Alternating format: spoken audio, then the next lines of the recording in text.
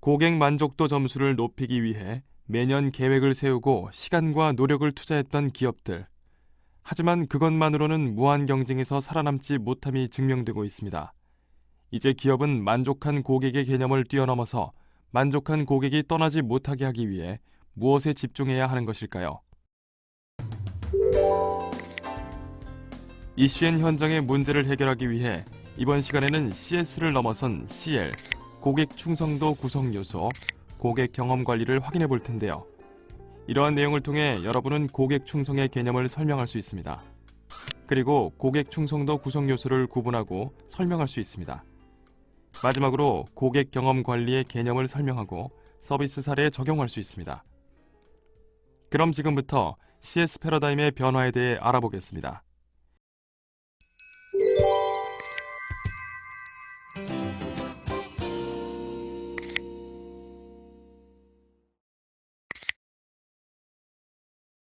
오늘 회담은 CS 패러다임의 변화를 주제로 진행되는데요. 첫 번째 안건, A사의 서비스에 만족했지만 경쟁사인 B사로 옮기고 싶은 욕구가 생기는 나, 비정상인가요를 상정합니다. 저는 정상이라고 생각해요. 만족이 반드시 그 기업에 대한 충성으로 이어지는 것은 아니더라고요. 네? 그게 무슨 말인지... 저희 회사 앞에 K은행이 있어요. 거리도 가깝고 금융상품도 대체로 괜찮더라고요. 그래서 통장을 만들고 거래하고 있었거든요. 그런데 얼마 전에 주거래은행을 바꿨어요. 회사 뒤에 있는 S은행으로요. 만족하셨는데 주거래은행을 바꾸신 이유가 있나요? 처음 말한 대로 K은행에 불만이 있는 것은 아니었어요. 그런데 생각해보면 거래를 K은행과 지속해야 할 특별한 이유도 없었거든요. 떠나야 할 이유도 없지만 그렇다고 반드시 K은행에 남아있을 이유가 없었다는 거죠. 그런데 우연히 동료가 S은행에서 상담을 받는 것을 들었는데 귀가 팔랑팔랑 하더라고요. 직원분이 어찌나 상담을 잘하시는지. 그래서 그냥 바꾼 거죠. 그냥이라... 그러면 K은행 서비스에 만족은 했지만 충성 고객으로 남을 만한 매력 요소는 느끼지 못했다는 거네요. 그렇기 때문에 언제든지 다른 곳으로 갈 수 있는 상황이었다는 거죠. 그렇죠. 그래서 저는 A사의 서비스에 만족했지만 언제든지 비경쟁사로 갈 수 있는 것이 고객의 마음이라고 생각해요. 그러니까 기업이 갈대 같은 고객의 마음을 충성으로 묶을 수 있는 묘책을 고민해야 할 것 같군요. 과거의 소비자는 어떤 기준으로 제품을 선택했을까요? TV를 예로 들어보겠습니다. 옛날에는 TV를 만드는 회사가 몇 군데 되지 않았고 디자인도 그리 다양하지 않았으며 기능도 마찬가지로 아주 단순했습니다. 과거 소비자의 TV 선택의 기준이 되었을 만한 요소는 우수한 품질, 저렴한 가격이었습니다. 그러나 급격한 기술 및 산업 발달에 따라 시장에 경쟁자들이 늘어나게 되었습니다.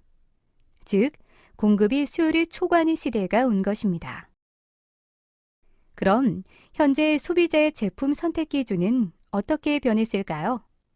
현재 소비자의 눈높이와 수준은 놀라운 속도로 높아졌고 소비자가 선택할 수 있는 제품의 폭도 넓어졌습니다. 그래서 좋은 품질과 저렴한 가격만으로는 소비자의 선택을 받기 어렵게 되었습니다. 똑똑해진 고객들은 또 하나의 구매 결정 요소를 원하게 되었습니다. 그게 바로 고객 만족도인데 이는 기업의 중요 관리 지표로 사용하고 있습니다.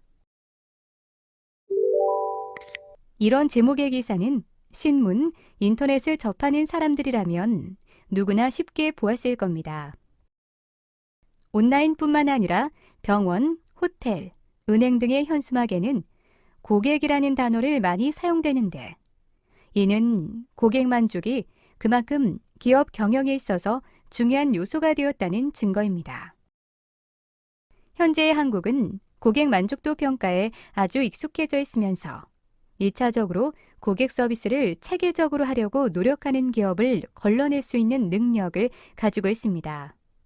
하지만 고객 만족도라는 수치 자체에만 집중한 나머지 수치를 구성하는 진짜 고객의 생각을 읽지 못하고 있습니다. 그래서 평가를 위한 평가에 그치고 있다는 의견과 함께 조사 결과가 고객과 회사를 위한 실질적인 방안을 마련하지 못하고 있다는 의견이 점점 많아지고 있습니다. 실제로 고객 만족도와 기업의 매출 성장률, 고객 유지율이 꼭 비례하는 것이 아니라는 사례가 나오고 있는 것입니다. 이제는 고객 만족도 점수 안에 숨겨진 진짜 의미를 진지하게 생각해 볼 때인 것입니다. 그렇다면 고객 만족도 점수 안에 숨겨진 진짜 의미는 무엇일까요? 결론을 이야기하자면 고객의 만족 여부를 아는 것에 그치면 의미가 없습니다.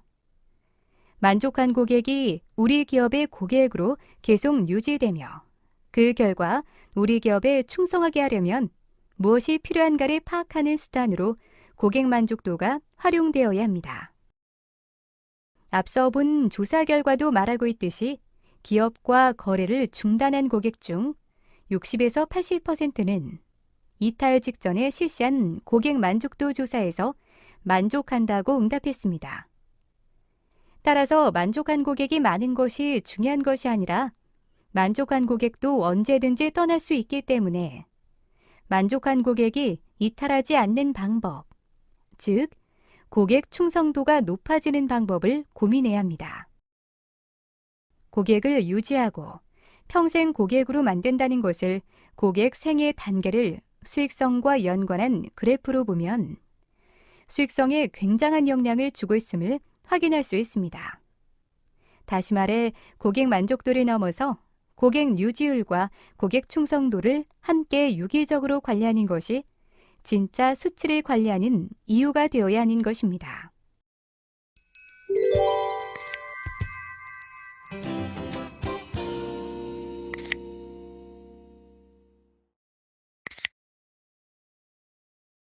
두 번째 안건, 아이폰이 AS가 좋거나 가격이 싸지도 않은데 신제품이 출시될 때마다 누구보다도 빨리 사용해야만 직성이 풀리는 나, 비정상인가요를 상정합니다. 저는 물론 정상이라고 생각해요. 인간은 누구나 왠지 좋은 느낌에 끌리게 되어 있는 거잖아요. 애플 마니아들은 애플이라는 브랜드가 주는 왠지 좋은 느낌에 충성하는 것 같아요. 마케팅 사이트에서 조사 발표한 자료에 보면 애플 마니아만이 적극성, 혁신성, 고관여, 고충성 등 마니아적인 특성을 두루 갖고 있었고 반대로 삼성 마니아들은 소극적, 수동적으로 위험 회피 성향이 강해 진정한 마니아라 보기 어려웠다고 하더라고요. 저도 주변을 보면 애플 마니아들 진짜 대단하더군요. 어떨 때 보면 맹목적이라는 생각이 들었습니다. 왜 그럴까 생각해 보아야 하는데요.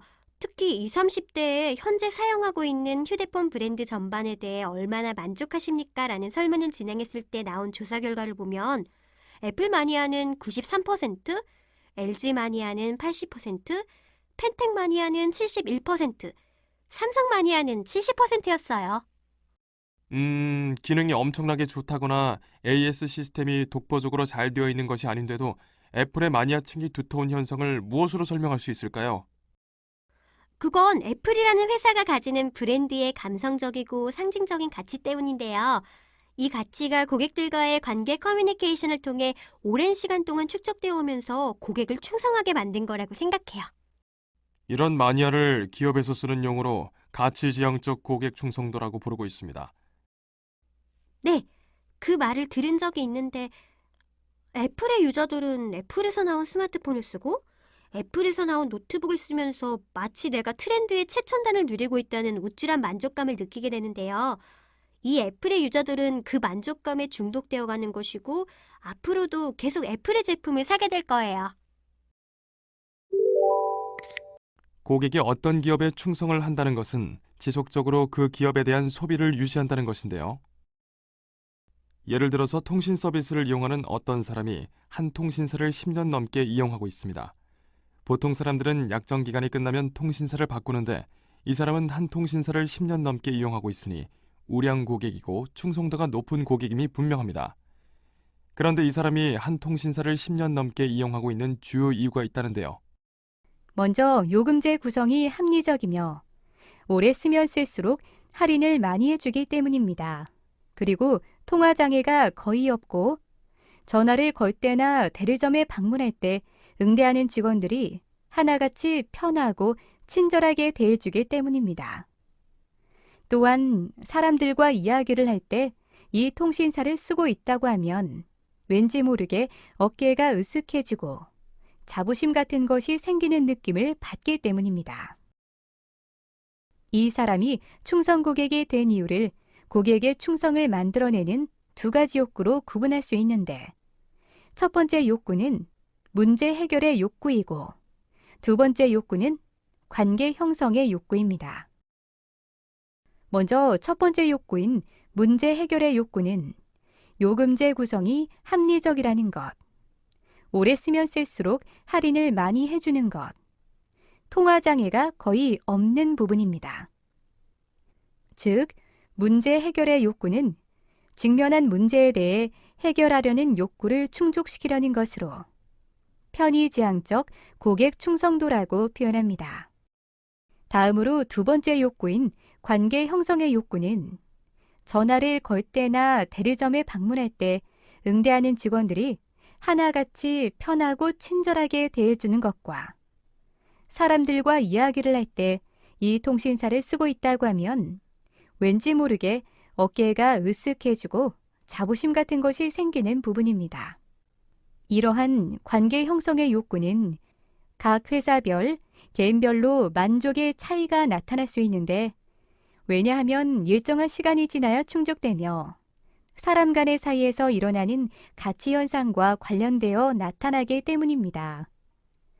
사람 간에 일어날 수 있는 관계라는 가치가 형성되었을 때 고객은 그 기업에 대한 단단한 충성도를 나타내게 되는데 이를 가치지향적 고객 충성도라고 표현합니다. 이번에는 두 인물이 어떤 고객 충성도를 가지는지 생각해보는 시간을 가져보겠습니다. A씨는 항상 커피를 살 때 회사 건물 1층에 있는 커피숍을 이용하는데 그 이유는 커피 맛이 엄청나게 좋아서는 아닌 커피 맛은 보통이지만 일단 사무실과 가깝고 다른 곳보다 500원이 저렴하고 게다가 쿠폰까지 찍어주기 때문입니다. 이러한 A씨는 편의지향적 고객 충성도를 가지는 사례로 편의지향적 고객 충성도는 사례와 같이 거리가 가깝고 가격이 싸고 마일리지가 쌓이는 것과 같은 경우로 보통 경제적이고 물질적인 이유로 형성되는 경우가 많습니다. 그리고 B씨는 최근 이사를 했는데 염색을 할 때에는 항상 예전 살던 동네에 있는 미용실에 가는데 새로 이사간 동네에도 미용실은 있는데도 1시간 30분이나 걸리는 거리를 이동해서 예전 동네에서 이용하던 미용실을 가는 이유에 대해 B씨는 이 미용실이 피부에 맞는 머리색을 잘 만들어주고 거기 원장님 성격이 자기와 너무 잘 맞아서 편하고 다녀오면 힐링이 되기 때문이라고 합니다. 이 사례는 가치지향적 고객 충성도를 가지는 사례로 거리가 멀고 가격이 싸지도 않은데도 그곳에 가는 이유는 관계에서 형성되는 특정한 가치 때문으로 그 고객에게 있어서 그곳에서 소비를 한다는 것은 가치의 만족을 주는 행위인데 보통 감성적, 상징적인 이유로 형성됩니다.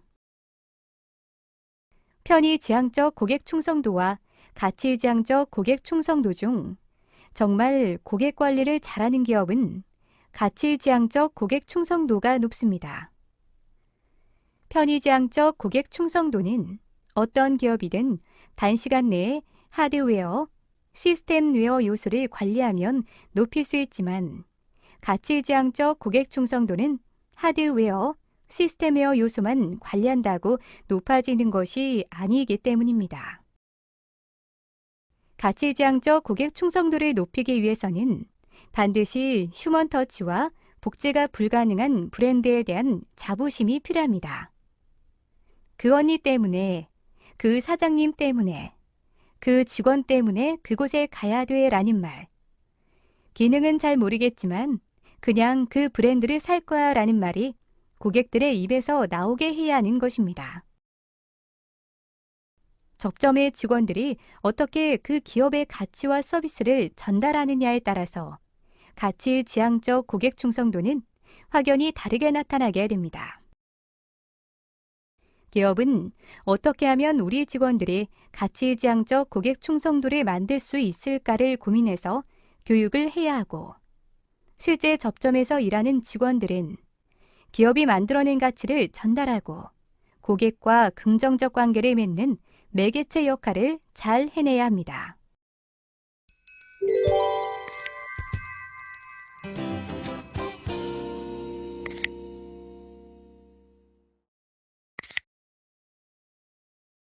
세 번째 안건, 고객이 쓰는 것은 나도 직접 써봐야 하고 고객이 받는 서비스는 나도 다 받아봐야 안심이 되는 나, 비정상인가요를 상정합니다. 저도 기업가로서 이런 고민을 하게 되더라고요. 그래서 때로는 솔직히 피곤하기도 해요. 그런데 저는 고객이 진짜 원하는 것을 찾아내고 지속적으로 개선하기 위해서는 반드시 고객의 시각에서 우리 회사를 객관적으로 체험해보는 것은 당연하다고 생각합니다. 맞아요. 고객 입장에서 가끔 진짜 어이없이 불편한 서비스나 제품들도 많거든요. 그럴 때면 이 사람들은 도대체 무슨 생각으로 이런 걸 만들었지? 만들고 써보지도 않고 파나? 라는 생각이 들기도 해요. 맞아요. 당연히 기존에 만들던 방식이 맞다고 생각하고 제품이나 서비스를 개발하게 되면 놓치게 되는 것이 있어요. 그래서 제가 항상 이 부분에 대해 노력하는 것이 실제로 고객이 우리 회사, 브랜드, 제품에 대한 어떤 경험을 가지게 되는지를 분석해 보는 거예요.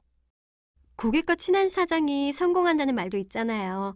때로는 직원들이 불편해할 정도로 직접 체험해보고 고객의 눈을 가지려고 노력하다 보면 고객들이 깜짝 놀랄 만큼 발전한 제품을 개발하는 경우도 있더라고요. 동의해요. 실제 사용하는 사람들만큼 정확하고 냉정한 사람들이 또 있겠습니까? 그래서 저는 기꺼이 제 스스로 우리 회사의 고객이 되죠. 직접 먹어보고 사용해보다 보면 만족이 생기든 불만이 생기든 하거든요. 노력이 정말 대단한데요. 만족이 생기면 더 부각시키면 되고 불만이 생기면 개선하면 되는 건 아니겠어요? 고객이 되어 직접 경험해보는 기업인은 아주 지극히 정상이고 성공할 것입니다. CEM은 커스터머 익스피리언스 매니지먼트의 줄임말로 고객 경험 관리를 뜻하는데요.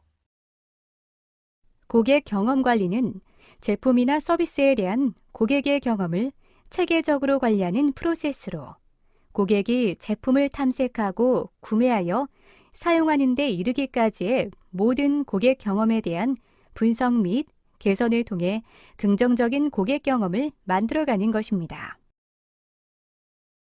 이러한 CEM은 고객이 특정 기업이나 서비스에 대한 견해를 가지게 되는 모든 순간이 통해 관리됩니다.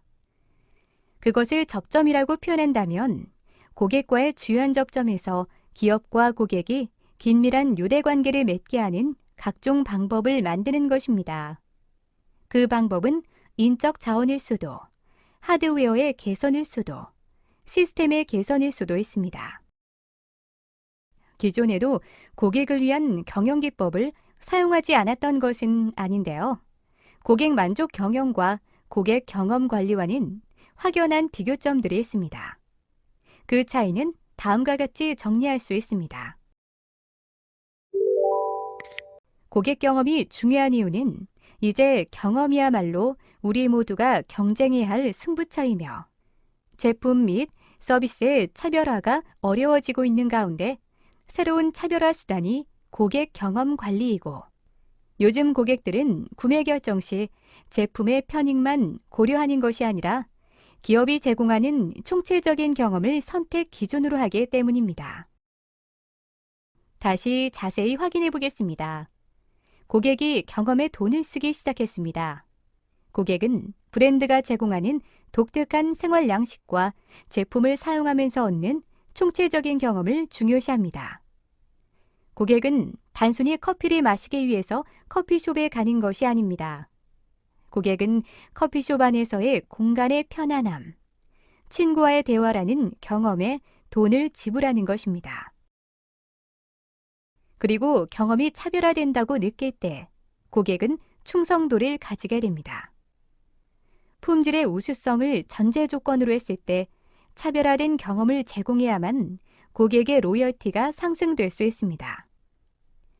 일례로 국내 1위 포털 사이트인 네이버는 네이버 아이디로 로그인이라는 서비스를 시작하였는데 이는 사용자 입장에서 불편한 경험을 토대로 만든 것입니다.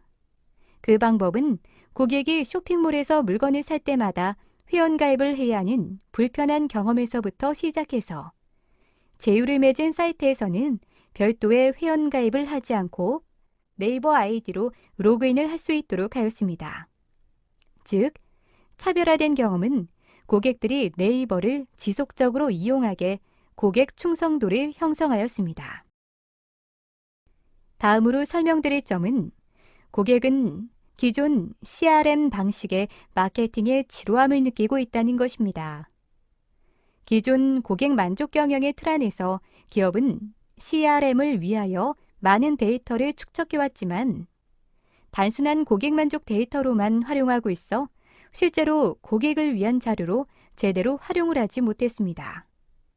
이미 많은 기업들이 고객의 구매 기록을 통해 1차원적인 맞춤 서비스를 하려고 노력하지만 이 또한 보편화된 지 오래된 상황에서 더 이상의 차별점을 찾기가 어려워졌습니다. 결국 조금 더 세분화되고 구체적인 관찰과 관심만이 고객에게 특별한 경험을 선사하고 충성 고객을 만든다는 것을 많은 기업들이 CRM을 통해 비싸게 배운 것입니다. 고객 경험 관리의 활용 사례는 무수히 많은데 최근 이슈가 되고 있는 인도 시장의 사례를 소개해드리겠습니다. 먼저 애벌 빨래 기능 탑재 세탁기인데 인도의 주부들의 세탁 습관을 분석해 본 결과 애벌 빨래라는 공통 경험을 하고 있다는 것에서 착안하여 세탁기 상부에 애벌 빨래를 할 수 있게 빨래판 모양의 구조물을 장착해 출시하여 큰 인기를 모았습니다. 그리고 잠금 장치 탑재 냉장고가 있는데 인도에서 가사도우미를 고용할 사람들의 공통된 고민은 가사도우미가 냉장고에 있는 음식을 몰래 가져간다는 것이었습니다. 이에 대한 불편한 경험을 개선하기 위해서 냉장고에 잠금 기능을 장착하여 판매하고 있습니다. 데자뷰란 말을 들어본 적이 있을 것입니다. 과거에 본 적도 없는 일을 마치 예전에 보고 경험한 것처럼 익숙하게 느끼는 기시감을 뜻합니다. 바로 새로운 시각에서 현상을 바라볼 줄 아는 능력, 비자대 사고방식입니다. 비자대는 이미 수백 번 보고 경험했는데도 마치 처음 접하는 것처럼 느끼고 행동하는 것을 말합니다. 애벌 빨래 기능 탑재 세탁기와 잠금 장치 탑재 냉장고처럼 CEM이라는 것은 크고 대단한 아이디어가 아니라 고객의 일상적 경험을 평범하게 보지 않는 시각에서 출발합니다. 이번 시간을 통해 CS 패러다임의 변화를 알 수 있게 되셨나요? 그럼 오늘 배운 내용을 다시 한번 정리해 보세요.